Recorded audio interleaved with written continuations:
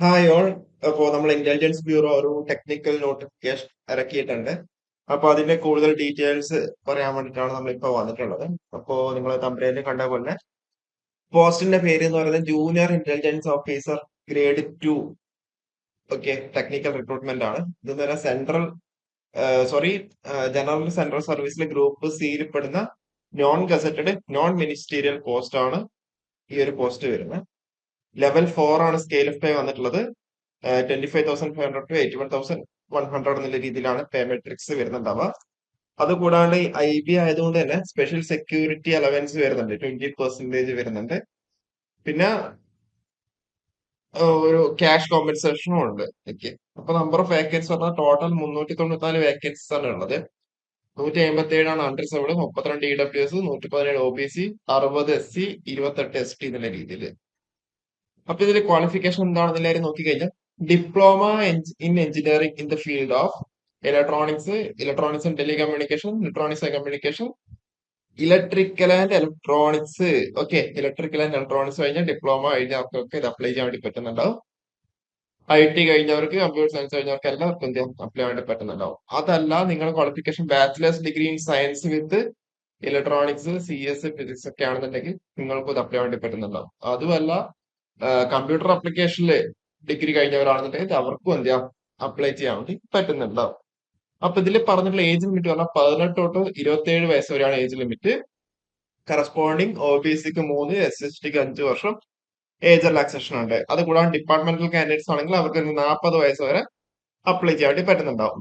Okay, പിന്നെയുള്ളത് എന്താണെന്ന് വെച്ച് കഴിഞ്ഞാൽ നമുക്ക് ഇതിൽ ഇമ്പോർട്ടന്റ് ഡേറ്റ്സ് കാര്യങ്ങളൊക്കെ പോകാം. അതുകൊണ്ടാണ് എക്സാം പാറ്റേൺ വരാം, എക്സാമിന്റെ സിലബസ് പറയാം. പിന്നെ എക്സാമിന്റെ സിലബസ് നമ്മൾ പറയുന്നുണ്ടാവില്ല. പിന്നെ നമ്മൾ ഇതിന്റെ കഴിഞ്ഞ വർഷത്തെ ഒരു ക്വസ്റ്റ്യൻ പേപ്പർ നമ്മൾ ഇതിൽ ഡിസ്ക്രിപ്ഷൻ നമ്മൾ ആഡ് ആക്കുന്നുണ്ടാവും. അപ്പോൾ ഇതില് സ്കീം ഓഫ് എക്സാമിനേഷൻ പറയുകയാണെന്നുണ്ടെങ്കിൽ ഓൺലൈൻ എക്സാമിനേഷൻ ആണ് ടയർ 1 വരുന്നത്. അത് മൾട്ടിപ്പിൾ ചോയ്സ് ക്വസ്റ്റ്യൻസ് തന്നെയാണ്. 100 ക്വസ്റ്റ്യൻസ് ആണ് ഉണ്ടാവുക. 100 ക്വസ്റ്റ്യൻസിന് 100 മാർക്സ് ആണ് ഉണ്ടാവുക. 2 മണിക്കൂറാണ് ഡ്യൂറേഷൻ വരുന്നുണ്ടാവുക. അപ്പൊ അതിൽ ജനറൽ മെന്റൽ എബിലിറ്റിനെ ബേസ് ചെയ്തിട്ടുള്ള 25 ക്വസ്റ്റ്യൻസും ബാക്കി combination of subject such as per the essential qualification, അതത്ര 75 ക്വസ്റ്റ്യൻസ് ആയിരിക്കും ഉണ്ടാവുക. അപ്പൊ 75+25 എന്നുള്ളതാണ് നമ്മുടെ എക്സാം പാറ്റേൺ വരുന്നുണ്ടാവുക. നെഗറ്റീവ് മാർക്കിംഗ് ഉണ്ടാവും, 1/4 ആണ് നെഗറ്റീവ് മാർക്കിംഗ് ഉണ്ടാവുക. പിന്നെ ടയർ 2 എന്ന് വെച്ചാൽ സ്കിൽ ടെസ്റ്റ് ഉണ്ടാവും.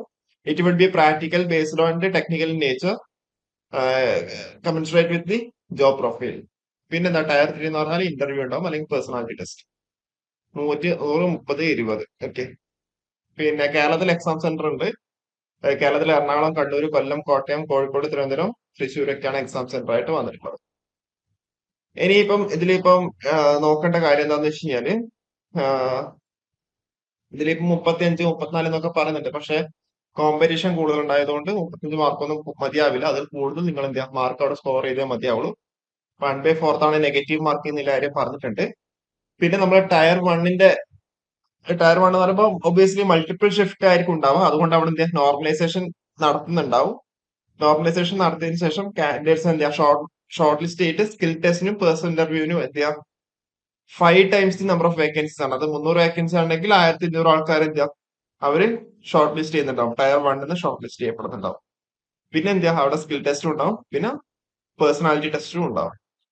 ഓക്കെ, പിന്നെ നമുക്ക് ഇതിന്റെ ഇമ്പോർട്ടന്റ് ഡേറ്റ്സ് കാര്യങ്ങൾ വന്നിട്ടുണ്ടെങ്കിൽ tier 1 marks, tier 2 marks, tier 3 personality ടെസ്റ്റിന്റെ മാർക്കിന് വെച്ചിട്ട് date of birth, alphabetic order എന്ന രീതിയിലൊക്കെയാണ് ടൈ റെസൊല്യൂഷൻ ചെയ്യുന്നുണ്ടാവുക.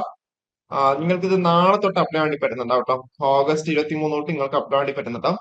ലാസ്റ്റ് ഡേറ്റ് പറയുന്നത് 14 തീയതിയാണ്. സെപ്റ്റംബർ 14 തീയതി വരെ നിങ്ങൾക്ക് അവിടെ അപ്ലൈ ചെയ്യാൻ വേണ്ടി പറ്റുന്നുണ്ടാവും. നിങ്ങൾ ഫീസ് അടക്കുന്ന SBI ചെലാൻ വഴിയാണെന്നുണ്ടെങ്കിൽ 16 സെപ്റ്റംബർ 16 വരെ നിങ്ങൾക്ക് അവിടെ അപ്ലൈ ഫീസ് അടക്കാനുള്ള സൗകര്യം അവിടെ കൊടുത്തിട്ടുണ്ട്. പിന്നെ ജനറൽ ഇൻസ്ട്രക്ഷൻസ് കാര്യങ്ങളാണ്, അതായത് നിങ്ങൾ എങ്ങനെ അപ്ലൈ ചെയ്യുമ്പോൾ ശ്രദ്ധിക്കേണ്ട കാര്യങ്ങൾ എന്തൊക്കെയാണെന്നുള്ള കാര്യമാണ്. നമ്മൾ വേണമെങ്കിൽ ഈ PDF നമ്മൾ ഡിസ്ക്രിപ്ഷൻ ബോക്സിൽ ആഡ് ആക്കാം. അതുകൂടാണ്ട് കഴിഞ്ഞ വർഷത്തെ എക്സാമിന്റെ ക്വസ്റ്റ്യൻ പേപ്പർ നമ്മൾ ആഡ് ആക്കാം. എക്സാമിനേഷൻ ഫീ വന്നിട്ടുള്ള ഓൾ കാൻഡിഡേറ്റ്സ് 550 റുപ്പീസ് ആണ് എക്സാമിനേഷൻ ഫീ വന്നിട്ടുള്ളത്. പിന്നെ എനിക്ക് തോന്നുന്നത് ഫീമെയിൽ കാൻഡിഡേറ്റ്സ് ആയിരിക്കും ഉദ്ദേശിച്ചിട്ടുണ്ടാവുക എന്ന് എനിക്ക് തോന്നുന്നത്. Sorry, male candidates of unreserved EWS and OBS categories, examination fee 100 in addition to the recruitment processing charge 550. അപ്പൊ 650 രൂപയാണ് എന്ത് ചെയ്തേക്കുന്നത് മെയിൽ കാൻഡിഡേറ്റ്സ് എല്ലാം എന്താ പറയണ്ടേ അപ്ലൈ ചെയ്യുമ്പോൾ ഫീസ് അടക്കേണ്ടത്. സ്വതവേ നമ്മള് ഫീമെയിലിന്റെ കേസിലല്ല നമ്മൾ ഇത് പറയാം. അതുകൊണ്ടാണ് പെട്ടെന്ന് ഒരു കൺഫ്യൂഷൻ വന്നേക്കുന്നത്. എല്ലാ കാൻഡിഡേറ്റ്സും 550 രൂപയാണ് അപ്ലിക്കേഷൻ ഫീ വരുന്നുണ്ടാവുക. Male candidates of your EWS OBC candidates ആണെന്നുണ്ടെങ്കിൽ എന്താ അവിടെ 550 പ്ലസ് 100 650 രൂപ അപ്ലൈ ചെയ്യേണ്ടി വരും. ഐ മീൻ അടക്കേണ്ടി വരും. ഓക്കെ, അപ്പൊ ഇത്രയും കാര്യങ്ങളാണ് മെയിൻ ആയിട്ട് ഉള്ളത്. ഓക്കെ, അപ്പൊ ഓൾറെഡി നമ്മൾ പറഞ്ഞു ലാസ്റ്റ് ഡേറ്റ് സെപ്റ്റംബർ 14 അപ്പൊ നാളെ തൊട്ട് നിങ്ങൾക്ക് എന്നെ അപ്ലൈ ചെയ്യാൻ വേണ്ടി പറ്റുന്നുണ്ടാവും. അപ്പൊ ഇതിന്റെ ഈ ഒരു നോട്ടിഫിക്കേഷൻ നമ്മൾ ഡിസ്ക്രിപ്ഷൻ ബോക്സിൽ ആഡ് ആക്കാം. പിന്നെ അത് കൂടാണ്ട് കഴിഞ്ഞ വർഷത്തെ എക്സാമിന്റെ ക്വസ്റ്റ്യൻ പേപ്പർ നമ്മൾ ആഡ് ആക്കാം. സിലബസ് നമ്മൾ വീഡിയോ ഡീറ്റെയിൽ ആയിട്ട് നോക്കുവാണെങ്കിൽ പിന്നെ നമുക്ക് ചെയ്യാം. ഓക്കെ, അപ്പോൾ കൂടുതൽ അപ്ഡേറ്റ്സ് ആയിട്ട് വീണ്ടും കാണാം. Okay, thank you.